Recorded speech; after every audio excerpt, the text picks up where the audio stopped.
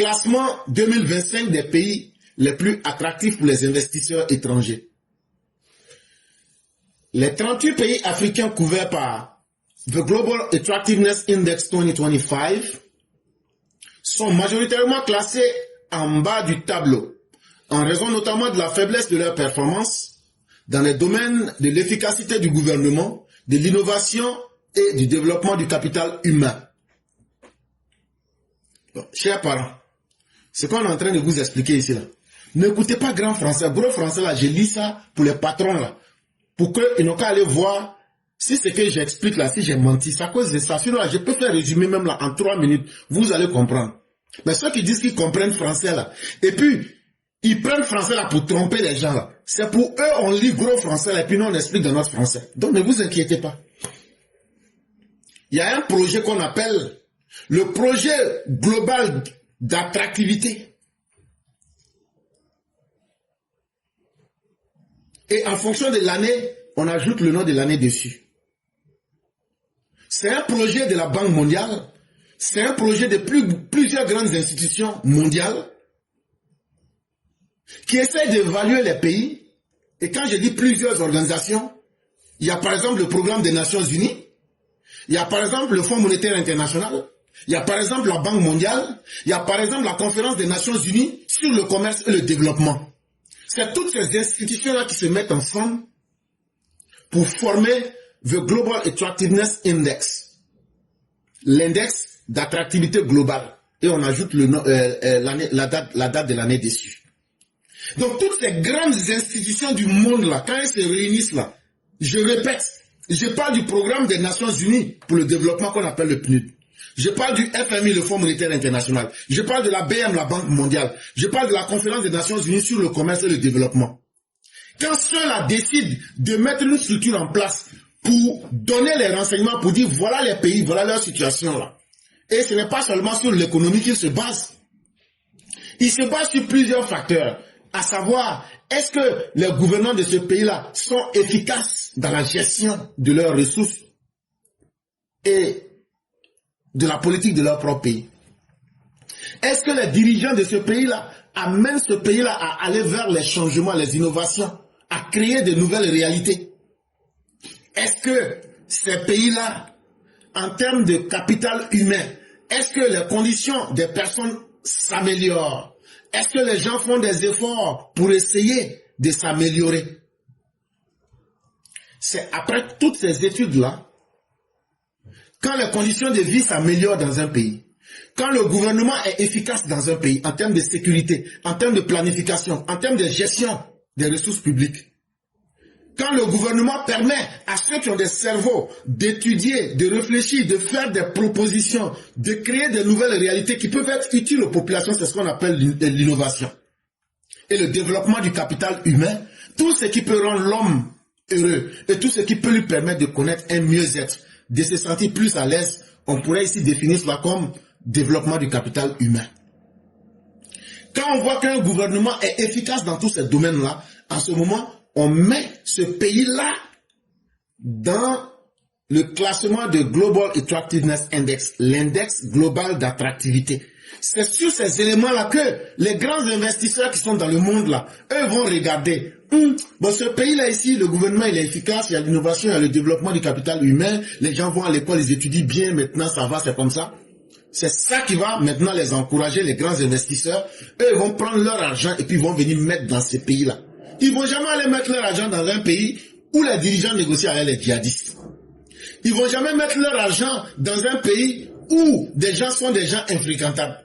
Ils vont jamais aller mettre leur argent dans un pays où il n'y a pas d'innovation, il n'y a pas de transformation, il n'y a pas de développement, il n'y a pas cette capacité de permettre à l'homme d'étudier et de progresser. Donc il faut d'abord même atteindre un certain niveau minimum d'efficacité. Et les 38 pays africains qui ont été dans le classement cette année en 2025, presque eux tous étaient au bas de l'échelle. Ça veut dire globalement l'Afrique a du travail à faire. Maurice, l'Égypte et l'Algérie sont les pays africains les plus attractifs pour les multinationales et les investisseurs étrangers en 2025, selon le classement publié le dimanche 16 septembre 2025 par le cabinet italien de conseil et de services des entreprises, The European House, Ambrosetti, qu'on appelle TIHA, ou même TIHA si vous voulez. Et donc c'est ce rapport-là qui est sorti. Ils disent de dire à tout le monde que vrai là, en Afrique là, les deux premiers pays qui attirent les investisseurs étrangers et puis les grandes compagnies internationales, le premier pays africain s'appelle Maurice, l'île Maurice. Le deuxième pays là, c'est l'Égypte. Le troisième pays là, c'est l'Algérie. Intitulé The Global Attractiveness Index 2025, ce classement évalue l'attractivité de 146 pays à travers le monde, qui représentent 98% des produits intérieurs bruts mondiaux et 94% de la population de la planète. Et ne vous amusez pas avec ce rapport-là. C'est un rapport dans le monde entier, là. C'est 146 pays qui participent. Maintenant, les 146 pays qui participent, là, qui sont dans ce classement-là, eux, ils représentent, je vous ai parlé du produit intérieur brut. Ça veut dire la richesse intérieure produite sur une année. J'ai expliqué ça ici plusieurs fois. Les 46 pays, les 146 pays-là représentent 98% du PIB mondial. Et ces 146 pays représentent 94% de la population mondiale. Et pour rentrer dans ce classement, on se base sur une cinquantaine d'indicateurs clés de performance, appelés Key Performance Indicator ou KPI. Ça veut dire les indicateurs clés de performance. Pour être dans ce classement-là, il y a 50 éléments qu'il faut remplir et c'est sur ça que vous êtes jugé. Et ce sont ces 50 éléments-là qu'on appelle les indicateurs clés de performance. Ça veut dire, votre performance-là, quels sont les points d'indication? Il y a 50 points. C'est sur ça qu'on vous juge avant que vous rentrez dans ce classement. Mais ces indicateurs viennent d'où? Issus des données récentes publiées par de nombreuses organisations internationales, comme le Programme des Nations Unies pour le développement, le Fonds monétaire international, la Banque mondiale et la Conférence des Nations Unies sur le commerce et le développement. Donc on prend les informations du PNUD, on prend les informations du FMI, on prend les informations de la Banque mondiale, on prend les informations de la Conférence des Nations Unies sur le commerce et le développement. Et on prend 50 points, on étudie tout ça, de la bonne gouvernance à la gestion des ressources humaines, en passant par la paix, la capacité militaire, tout ça est étudié.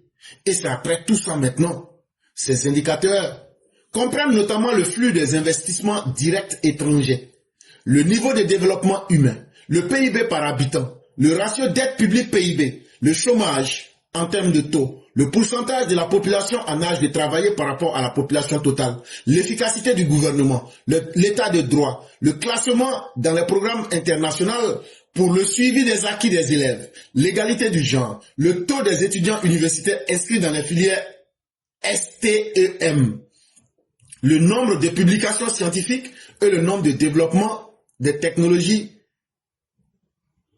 de la communication ou des TIC.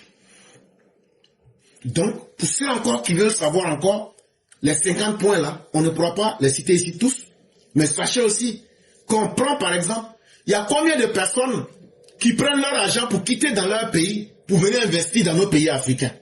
Ça, on appelle ça le flux des investissements directs étrangers. Il y a combien de personnes dans ce pays-là, quand on regarde leur niveau de développement humain, est-ce qu'ils évoluent, ou bien est-ce qu'ils n'évoluent pas, ou bien est-ce qu'ils vont en arrière? On étudie ça aussi. Le PIB par habitant, la richesse nationale produite en une année là, si on divise par personne, est-ce que ça s'améliore ou bien est-ce que ça ne s'améliore pas? Est-ce que ça s'accélère ou bien est-ce que ça décélère? Le contraire d'accélérer, c'est décélérer. Le ratio dette publique PIB, si on compare la dette publique de votre pays avec la richesse que vous produisez, on arrive à savoir si le pays lui-même il évolue ou il n'évolue pas. On étudie votre taux de chômage pour voir est-ce que vous luttez pour que le chômage diminue. On regarde le total de la population, les gens qui peuvent travailler, qui sont en âge de travailler là, par rapport à la population totale. Quand j'entends les gars dire aujourd'hui, il n'y a pas de travail en Côte d'Ivoire, c'est comme ça, il y a le chômage. Bon, les grands experts même du monde ont fini de faire l'étude. On regarde l'efficacité du gouvernement. On étudie l'état de droit. Est-ce que le gouvernement respecte les droits des hommes? On regarde le classement des programmes internationaux et le suivi des acquis des élèves. Quand j'entends des petits minables venir dire que la Côte d'Ivoire sur la San Ouattara, c'est comme si l'école, un enfant ne sait pas lire. Est-ce que vous pouvez être plus efficace que l'UNESCO, que le PNUD, que la Banque mondiale, que le FMI, que bien d'autres instituts? Et donc voilà autant, et même au niveau même des universités, on regarde le nombre de publications scientifiques. Et on regarde le niveau de développement des nouveaux outils des technologies de communication qu'on appelle les TIC. On étudie tout ça. Et c'est après avoir étudié tout ça là, que si on voit que vous êtes en avance et que vous progressez là, c'est là maintenant qu'on vous met dans le classement là. Les différents indicateurs sont répartis en 4 sous-indices. Indice de positionnement, indice de dynamique, indice de durabilité et indice des perspectives futures. Donc maintenant, quand vous rentrez dans ce classement-là, on va maintenant, les indicateurs, on va les classer encore en 4 groupes. On va regarder en fonction des 50 données là, on vous met dans quelle catégorie. C'est ce qu'on appelle l'indice de positionnement. Après, on va placer encore dans une autre catégorie qu'on appelle l'indice de dynamisme. Là où vous êtes là, quel est votre niveau d'efficacité? Parce que positionnement là, c'est ton rang. Le dynamisme là, c'est ton efficacité. Après, il y a troisième, il y a l'indice de durabilité. Bon, ton efficacité et puis ton positionnement là, est-ce que c'est sûr que tu vas maintenir ça? C'est ça qu'on appelle l'indice de durabilité. Et maintenant, le quatrième sous-indice, c'est l'indice perspective future. Maintenant, là, dans l'avenir, là, comment vous allez, même si vous pouvez durer, est-ce que vous pourrez maintenir ça pour aller dans l'avenir? Est-ce que ça sera un avenir proche, un avenir médian, c'est-à-dire moyen, ou bien un avenir lointain? C'est sur tout ça qu'on classe. Et quand on finit de classer, là, un score allant de 0 points, attractivité nulle, à 100 points, attractivité optimale, est attribué à chaque pays. Et donc, quand ils finissent de faire toutes ces études-là, le score peut partir de 0 à 100. Le score le plus nul, c'est 0. Le score le plus nul, c'est 0. Donc, si tu vois devant ton pays, on a mis 0. S'il vous plaît, permettez que le direct se coupe pour qu'on arrête rapidement. Ça va beaucoup nous aider, ça va me permettre de gagner en temps. Et donc, s'il vous plaît, ne mettez pas les cœurs, ne faites rien, asseyez-vous, soyons à l'aise. Permettez que le direct se coupe. Moi-même, ça va m'arranger. Comme ça, je vais pouvoir m'apprêter pour aller au travail. S'il vous plaît, ne mettez pas les cœurs, ne partagez pas. Ça serait la meilleure chose que nous puissions faire. Ça va nous permettre, nous tous, de gagner en temps. Et ce temps qui est coupé, ce temps d'arrêt là, je vais le couper sur le temps de parole des gens. Ça, c'est clair. Parce que moi, je n'ai pas mon temps à perdre. Ce temps-là, ça s'est coupé pendant quelques secondes là. Je vais couper 10 minutes. C'est comme ça maintenant, je vais faire. Si le direct se coupe même 1 minute, 1 seconde là, je coupe en même temps dans le temps de parole. Donc, considérez déjà que c'est coupé dans le temps de parole au moins 10 minutes comme ça déjà. Donc, si tu vois que ton pays en a mis 0 là, c'est que ton taux d'attractivité est nul. Mais si tu vois qu'on a mis 100, ça c'est le maximum que ton pays peut obtenir. Pour dire attractivité optimale, attractivité totale. Les pays étudiés sont classés en 4 catégories. Maintenant, les pays là, quand on finit de les étudier là, on les classe en 4 catégories. Les pays les plus attractifs, ça c'est la première catégorie. Eux là, ce sont les pays qui ont un point, qui est compris, un score qui est compris entre 80 et 100 points. C'est la même chose comme le PIB. On ne classe pas en termes de tu es 169e, c'est faux. Dans 169e, tu es dans quelle catégorie? Si tu es 169e dans la catégorie des pays attractifs, est-ce que c'est pas mieux d'être le dernier des premiers que d'être le premier des derniers? Est-ce que c'est pas mieux d'être esclave en enfer et au paradis? que d'être le roi en enfer. Voilà comment les classements se font. Donc, de la même manière que on fait les classements PIB par catégorie, là, c'est comme ça aussi qu'on fait les classements en termes d'indices d'attractivité, là. C'est la même chose. Et ici, pour les indices d'attractivité, là, on classe les pays en 4 catégories. La catégorie de ceux qui ont réussi, la première catégorie, la première choix, là, eux, là, le nombre de points, là, c'est entre 80 et 100. Eux, on les appelle les pays très attractifs. Le deuxième niveau, ce sont les pays assez attractifs. Ça veut dire, c'est acceptable. Leur score est compris entre 60 et 80 points sur 100. Après, maintenant, vient la troisième catégorie, les pays moyennement attractifs. Ça veut dire, c'est comme ça, Et leur score est compris entre 30 et puis 60. Et maintenant, les derniers de la classe, là, les pays peu attractifs, les pays comme le Burkina Faso, le Mali, eux, leur point, ça est entre 0 et 30. Les pays qui sont avec les djihadistes, là, eux, là, c'est entre 0 et 30. Quand tu dis les choses et puis tu donnes des exemples concrets, les gens comprennent. Leader en matière d'attractivité à l'échelle africaine, l'île Maurice arrive au 76e rang à l'échelle mondiale avec un score de 30,4 points. Bon, maintenant là, le premier pays africain le plus attractif là, c'est le pays qu'on appelle île Maurice. Sur le plan mondial là, ils sont 76e avec 30,4 points. C'est-à-dire ils sortent à peine, ils atteignent le niveau de pays moyennement attractif. Et c'est ça qui est le premier pays africain. Donc ça veut dire quoi? Sur la base de ce que nous étudions ici, ça veut dire que le continent africain même là, c'est un continent même où les gens même n'investissent même pas. Si je me base sur ça pour faire une analyse là, ce que ça veut dire là, quand on regarde le pays le plus attractif de l'Afrique, qui est l'île Maurice là, ils sont 76e dans le monde avec un score de 30,4 points. 30,4 points là, c'est de 0,4 points c'est ce qui les a fait échapper à pays peu attractifs. Ça veut dire que les gens même là, quand on entend des couillons dire non, l'Afrique est le berceau de l'humanité, l'Afrique est le berceau des richesses, c'est comme ça. Les gens même n'investissent même pas en Afrique. C'est ce que ce rapport-là vous dit d'abord. Ça fait 1. Cet état insulaire de l'océan Indien affiche une bonne performance dans les sous-indices dynamisme, qui mesure l'ouverture des économies sur l'extérieur, l'efficacité de la politique publique, les capacités d'innovation et de développement du capital humain. Et qu'est-ce qui a fait que ce pays-là est le premier pays africain le plus attractif? C'est parce qu'ils essayent de rester efficaces. Ils ouvrent leur économie au monde entier. Ils sont efficaces dans la politique publique, dans la gestion de leurs biens, dans les capacités d'innovation et dans le développement de leur capital humain. Le deuxième pays en Afrique, qui est l'Égypte, l'Égypte occupe le 78e rang au plan mondial. Et l'Égypte est ex-aequo avec l'Algérie. Ils ont 30 points.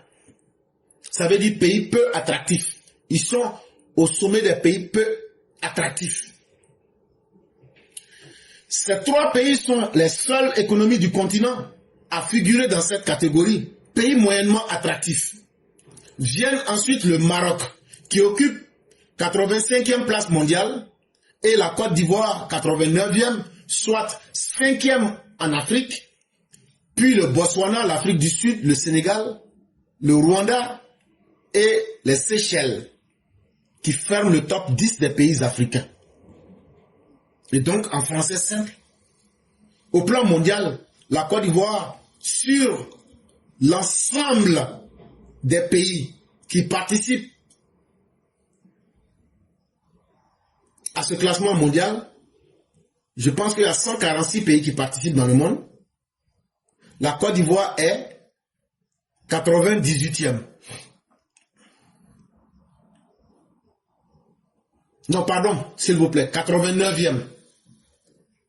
Et si on classe la Côte d'Ivoire